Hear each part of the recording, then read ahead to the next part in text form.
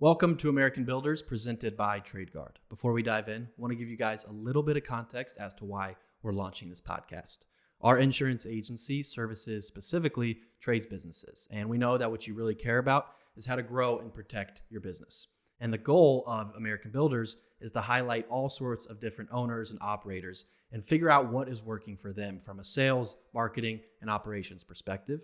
And then you can use those lessons to help grow your own business. So without further ado, please enjoy episode 1 with Bob Hamilton, one of the most successful plumbing and HVAC founders in all of Kansas City. He is a great founder, has a long career, and we walk through everything from that first job he got all the way to selling his business. So please enjoy episode 1 of American Builders.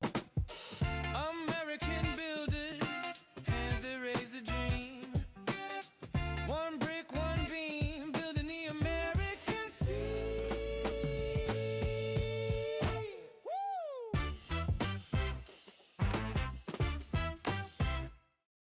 Walk me back to the first day as an entrepreneur. What made you want to jump off? What made you want to take the leap? Was it like a slow, gradual buildup, or was it something you always knew you wanted to do? Walk me through that. I don't know when it started, but Dad was a plumber, and he had his own company, and then he'd go work for somebody, and then he had his own company. And when I'd ride around him in the back of his truck on a bucket, because my brothers were he had a van, and so we were just sitting on fitting buckets in the back of the van. And we would drive around to different job sites and what have you and stuff. But I just remember we're going down 75th Street toward Warnell, and there was a little bitty gas station right there. And I thought, that is really cool. That guy's got his own business. He's got his name up on the marquee and all that. And I thought, I want that. I want just a small shop. And when I grow up, I'm probably 10 years old at the time. And so it's something that I think I knew early on that was something that I wanted to do. And then I had the opportunity because we were working with Dad, and we had a small business. It was just two of my brothers, myself and my dad. And then he got an opportunity to go into business with a bigger company doing commercial work. And he said, you can come with me and be a union plumber. Or we were doing new houses, and we were also doing rehab work for this guy named Bob Knight. And people in the inner city would get small interest loans. And we would go in there and we'd tear out bathrooms. We'd just gut the house. I mean, just down to and repipe it all, put all new drain pipe and water pipe and tubs and sinks and showers and all that kind of stuff. So he said, you can start your own. And so my brother and I were going to start it together, Jimmy. And he was always the new construction guy, to where he'd go into a new construction house and blare the radios and just take chainsaws and start cutting holes. And I was there, and I would just help him, and I would cut pipe for him, and anything that he needed, I'd give to him. And we could get along really well because we'd play cards like probably once a week for a while. For about 2 years, we'd play cards for once a week with a bunch of friends. And but on the job site, we couldn't get along because I was always the little brother. And so when we decided to start one together, we couldn't even decide on the name of the company. He wanted to call it like Katie's Plumbing. And I'm like, no, that's the dumbest name ever. Who wants to do Katie's Plumbing? So we just decided, okay, you take all the new builders and you do the new construction. I want to start a repair and remodel, just work for the general public. And so I took Bob Knight. And so that's how I kind of fed myself for a little bit, because I could always, anytime I didn't have my own work going, I could do Bob Knight's work. Plus, we also had a project out at Longview Lake where they had bunch of shower houses and flush toilets. And so I was doing all that with my cousin.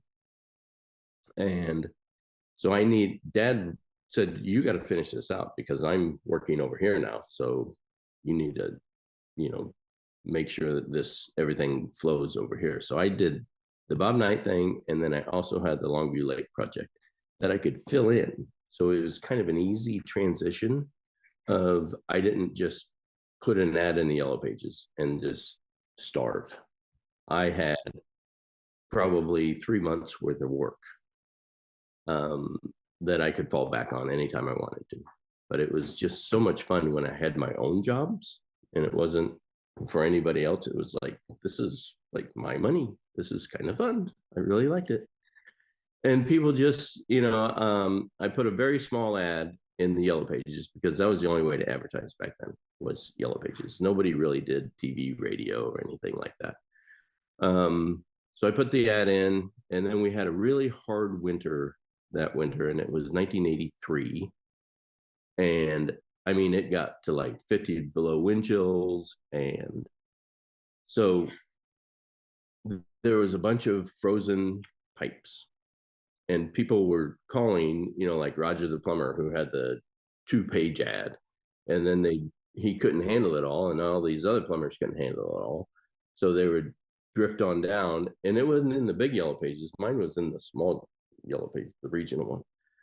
So they would find me and call me, and then my phone started ringing off the hook. And I had job after job after job, and I'd work until like 3 o'clock in the morning, and then go home and sleep until 6 and wake up again and get people's plumbing back together. And then they would inevitably, when you're there, they're like, we've also got this toilet we need you to look at, and we've got a drip over here, and we got a slow drain over here. And I'm like, I'm just trying to get people's water back on. So I'm only doing emergencies. And so I'm going to write down your name, and then I'll call you when this, weather event blows over. And that's how I got just an absolute ton of people, because I had a list of everything. And so I'd call them back up and said, hey, you want that toilet looked at, or do you want that leaky pipe or that slow drain or whatever? And they're like, oh yeah, I forgot about that. Yeah, come on over. And so we'd schedule all the time. So that was huge for the start of the business. And then from there, it was just like word of mouth, word of mouth, word of mouth. And then every year, then I got into the big Yellow Pages, and I would get a small ad. And then the next year, they give you like twice as big of ad, but not charge you until the next year, just to suck you in, because that was their game. And so I did that for a while, and I just got a bigger and bigger ad, and advertising pays, right? And so I did that for a while, and then I got out of that trap because I was with a group of friends from Curia Bars, and we went to a soccer game. No, it was a hockey game. And I was with this one friend and 3 other guys in the car, didn't know me from Adam. And Gary's like, hey, do you know this guy? Is Bob Hamilton. He's got all those little blue trucks running around.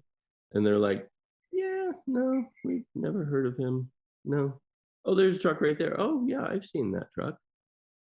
So I was like, I need to be more top of mind, and I need to get out of the Yellow Page trap. So I started radio, and because I wanted to be, to the mass public, I wanted people to know who I was. And so then I came up with a jingle, and I just did radio. And then the TV stations, because they all follow each other, they're like, oh, who's on the radio? Who's advertising on the radio? Let's go contact this guy and see if he wants to do any TV. Well, I didn't know how to do TV. TV was a 30-second ad. Radio was a 60-second, so you could say a lot more. And I felt like I needed people to hear me a lot more. But TV is so powerful because it's not only audio, but it's visual, and people, learn either way, either audio or visually or both. And so I thought, well, I'll try this TV thing. And it was expensive, so I didn't do a ton of it. But once I started doing that, oh my gosh, it was like incredible. It was just blowing up. And so I budgeted 8% of our bottom line to advertising. And I would split it up between, direct mail, yellow pages, radio, and TV. And so it got pretty thin, because my revenue wasn't that big. But every year my revenue would go up. So that 8% would go up. And so I just stuck with that number of 8%, because if you want to grow, in the plumbing company, they say that you need to spend 10% of your money on advertising if you want to grow. And I wanted to grow, but I just couldn't stomach that 10. So I kept it to 8, and I would spend it, and it just kept going up and up and up. And I just kept putting more of the money into it and just forgetting about it, because what a lot of people do in TV and radio, any kind of advertising, is they'll do a big splash and then they'll get nervous and back off. And that does you no good. Once you commit, and absolutely spend that money, because it's going to come back in spades. And it worked. I think there's a lot of lessons there. I think one thing that stood out is you said you went from 90 seconds on the radio to 60 seconds on TV. Yeah, it was 60 seconds on the 60 radio and 30 on TV. Yeah. So you went from 60 to 30, and you're talking about radio, TV, yellow pages. Where my mind goes is just how different it is today, where now you have maybe 5 seconds at the start of a YouTube video to get an ad in there. And if you don't get them in that 5 seconds, they're going to skip it and forget about you. So it's just interesting to hear how much has changed between those times. I'm curious also, your thoughts on luck and timing versus kind of consistent effort over a long period of time, because you mentioned the fact that, that weather event came and started this, kind of gave you a good place to start. I'm curious your thoughts on having that luck, having that timing versus just putting in the work and grinding consistently over 30 plus years. Yeah. That's it. It's, the window opens all the time. You're always going to have some kind of luck. You're going to have sometimes bad luck, sometimes good luck.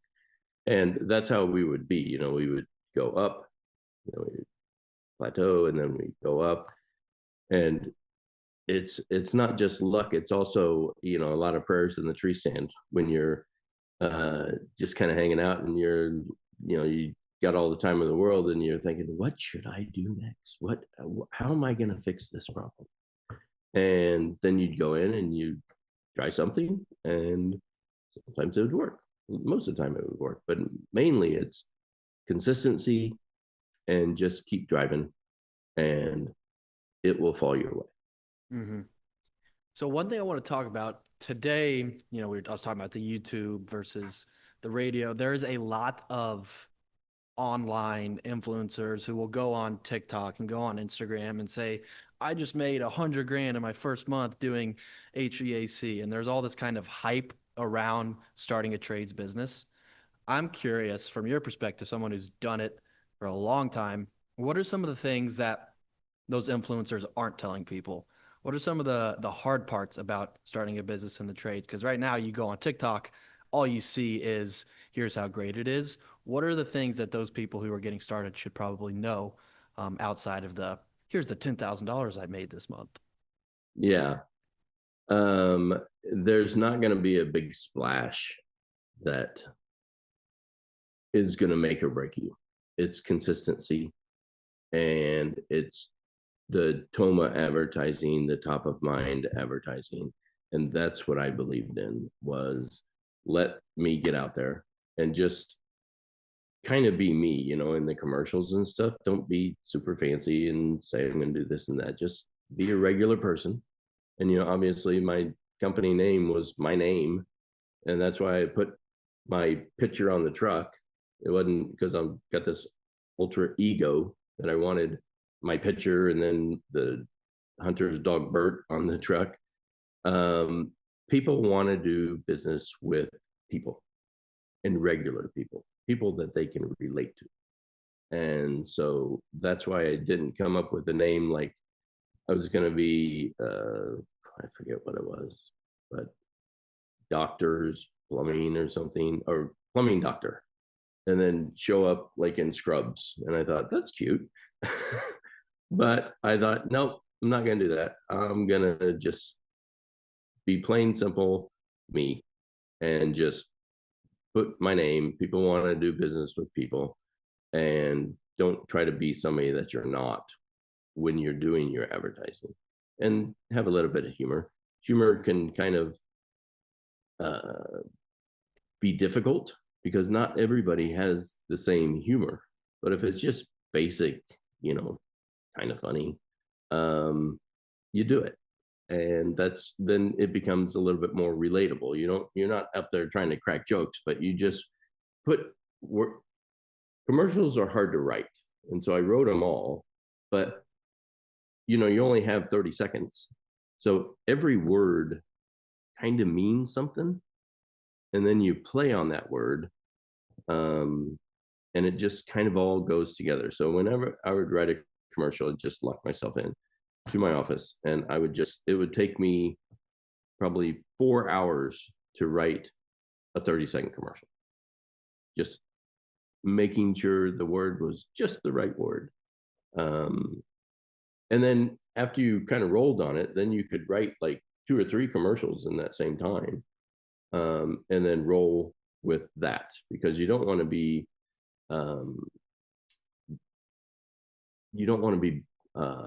too repetitive. You want to change up your commercials. But they also, I've learned that as soon as you are tired of your commercial, the public is not.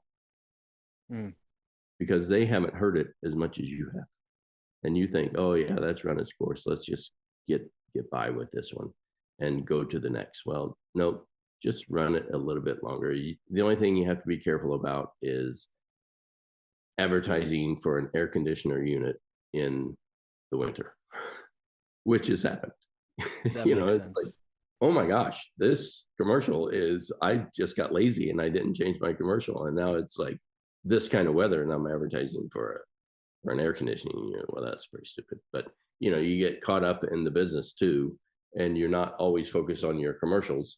So, but you need to be relevant all the time and come up with kind of preemptive commercials like before the season.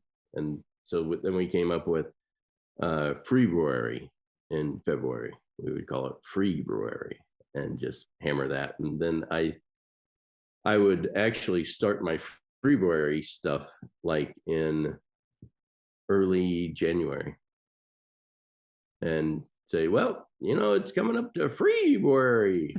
And so I'd run February all the way to the end of February, and then then it would be March and whatever, and then it was always about the basketball stuff or March Madness, which you couldn't say certain things, and you couldn't say Super Bowl or anything like that in your commercials. So during Super Bowl, you just say the big game, and things like Interesting.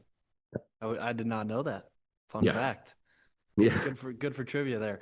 I think one thing that stands out, and this is something I've been realizing, which is honest, it's why we're doing this podcast, is just people don't know. Like, you think people know what you do.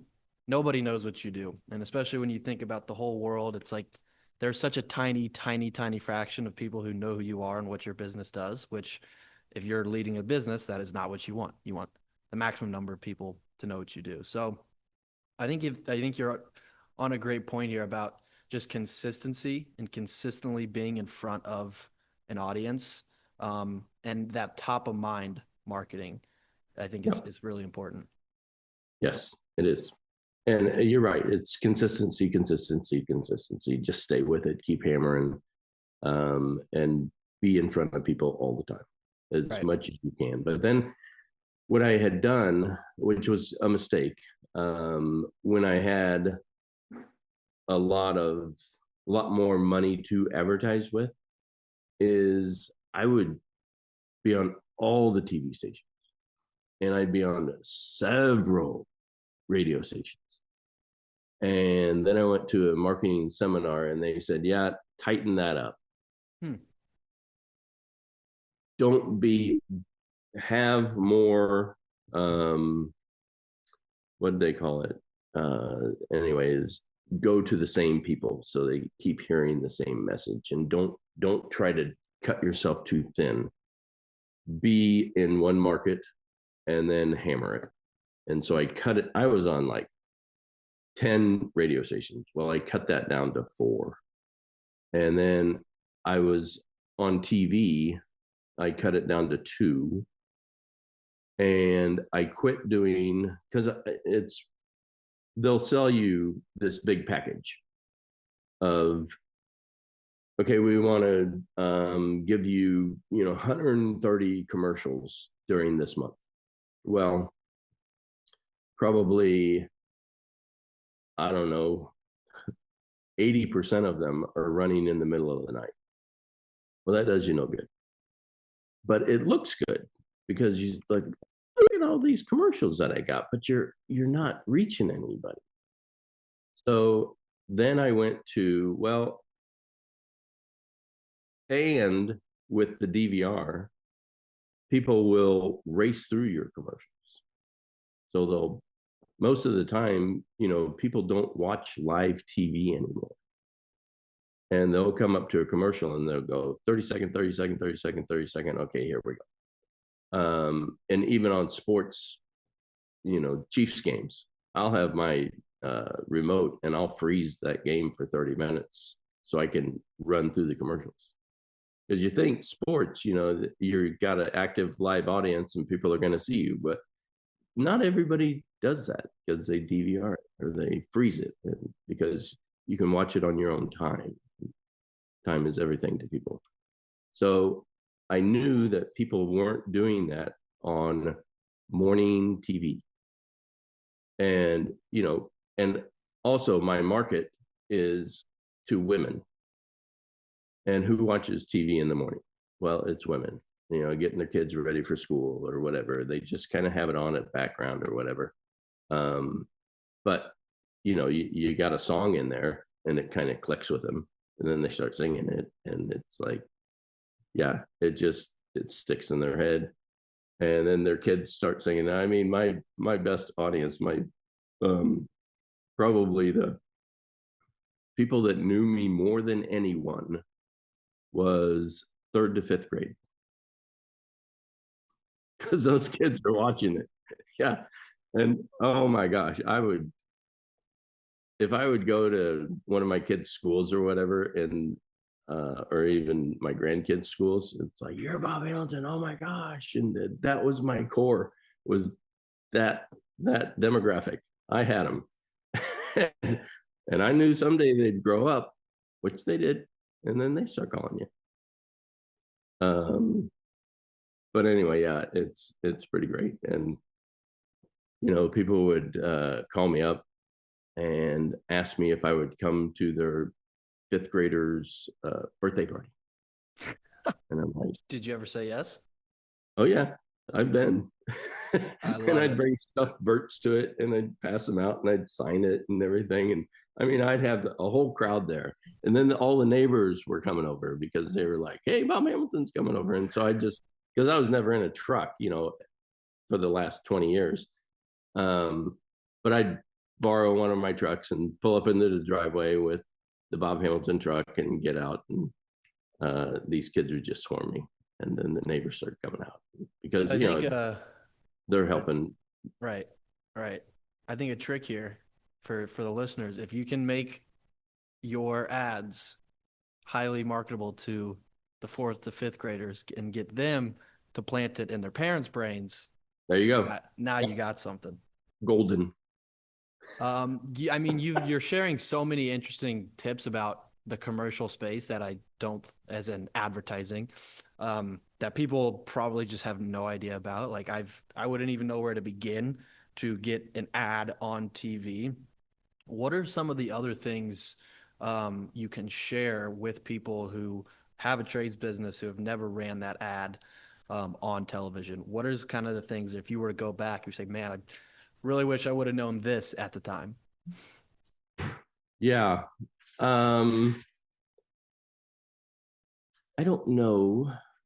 I know that all marketing is interconnected. So your TV ads should mirror your radio ads, which also mirrors your direct mail ads. We didn't do a ton of direct mail. We did at first, but then we kind of got away from it because I didn't think it was really helping because we'd always track that direct mail piece and it just didn't seem to be paying for itself. But what I didn't know is they saw it and that's why they called you, but they didn't give you that coupon. But the coupon would be like on their kitchen table when my technician would go in there. Mm-hmm. And the other thing is stickers. When you do have a tech go in, is sticker everything. So put your Bob Hamilton sticker on their garbage disposal, even though you're not working on their garbage disposal. And you ask the customer, you say, can I want to put a sticker on your water heater. So if you ever had a problem with your water heater, you can go down there because people will call you and then forget who they used. They thought, oh yeah, I use Roger or I use Bill's or whatever. They don't remember it was Bob. You need to leave the leave behinds. And so sticker the water heater, sticker, and the better place to put a sticker is right inside the kitchen cabinet under their sink. And you ask if you can put it there because now it's very easy for them to open that door and say, that's the guy I called. That's the number that I want. Another great place is right under their garage door opener because you're always going in and out of your garage door. And now they see it all the time. Yeah. And so it's not on their water heater because who goes down by the water heater? Hardly ever. But you're always by your garage door. And you're pushing that button. And so put one there. Those are the two best places for stickers. The other really good marketing tool is to cloverleaf. So when you go to a home, you really have to really stress this with your techs because it's hard to get them to do because it's more time and they're actually now doing your marketing.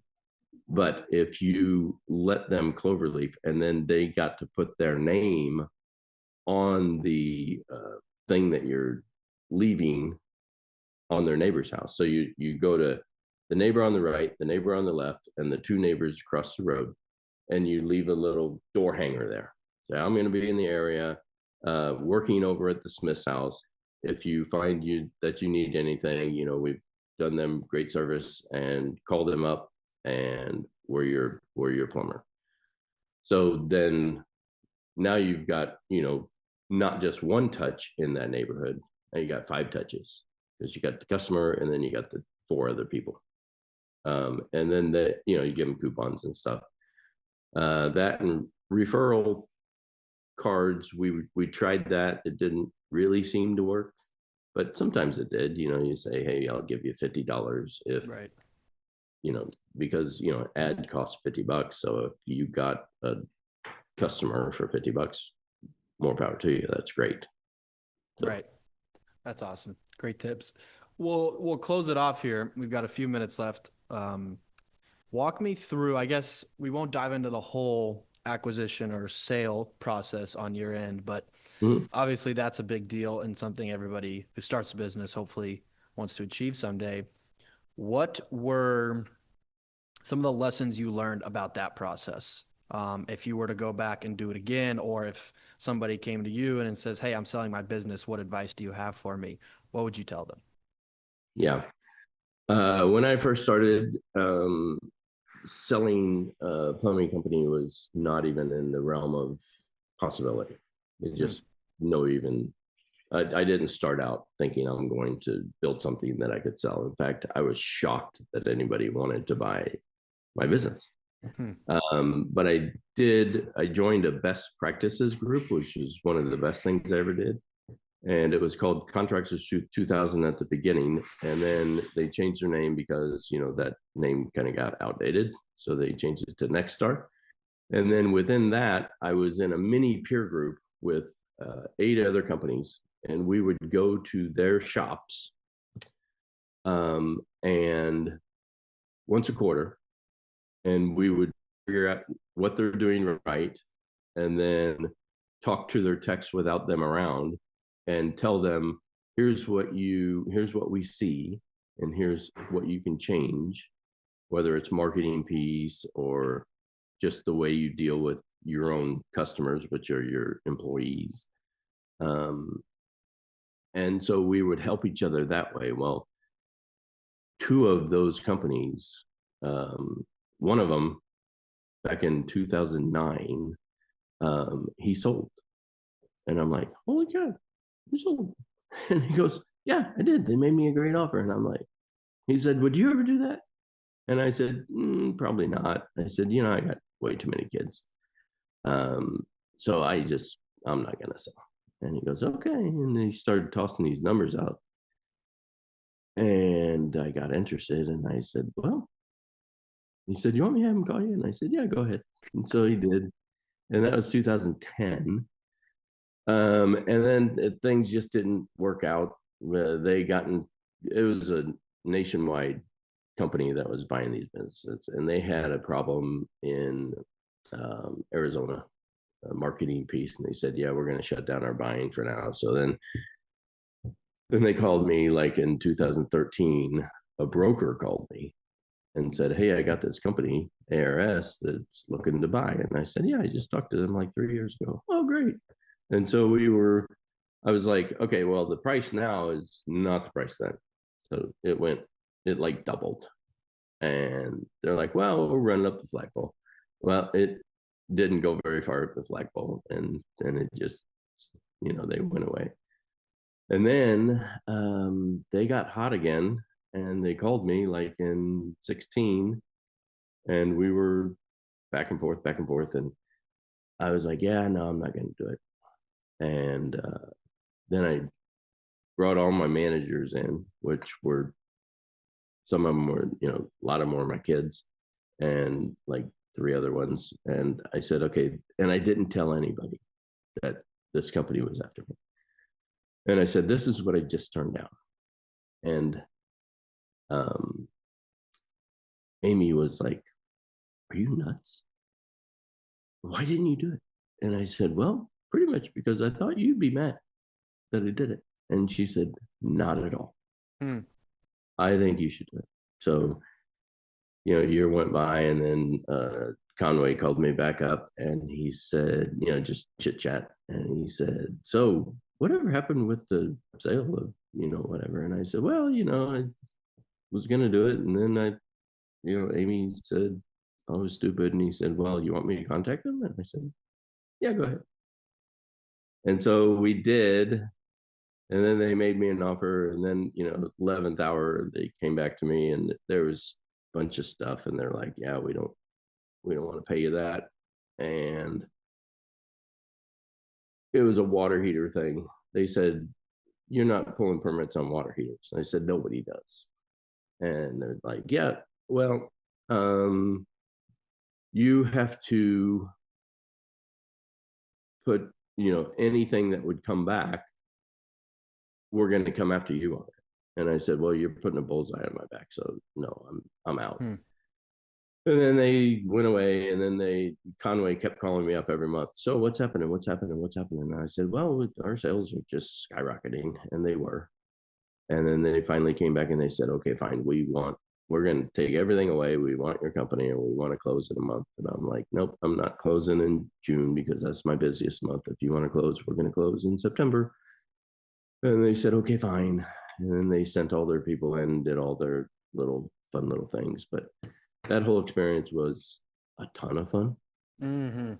negotiating back and forth. And this, because I was in a position that I didn't have to sell. I didn't need to sell. I didn't necessarily want to sell. And they were buyers that wanted to buy. So I was in the catbird seat. So funny story. The Zoom was not currently on the paid version when I recorded this podcast. So there was a time limit of 35 minutes. And if you look back, you can see my face absolutely panicking. And those last about 30 seconds because I can see the timer ticking down. And I knew it was going to cut us off. But fortunately, Bob ended on a pretty perfect note there. Couple technical difficulties on episode 1. But fear not, we've got it dialed in for all the other episodes to come. We've got a great backlog. Episode 2 is going to be with the one and only Zach Molzer of Molzer Development. If you're on LinkedIn in the Kansas City area or really anywhere in the country, you probably know who Zach Molzer is and what he's doing. So can't wait for you guys to listen to that. And we'll see you next time on episode 2 of American Builders.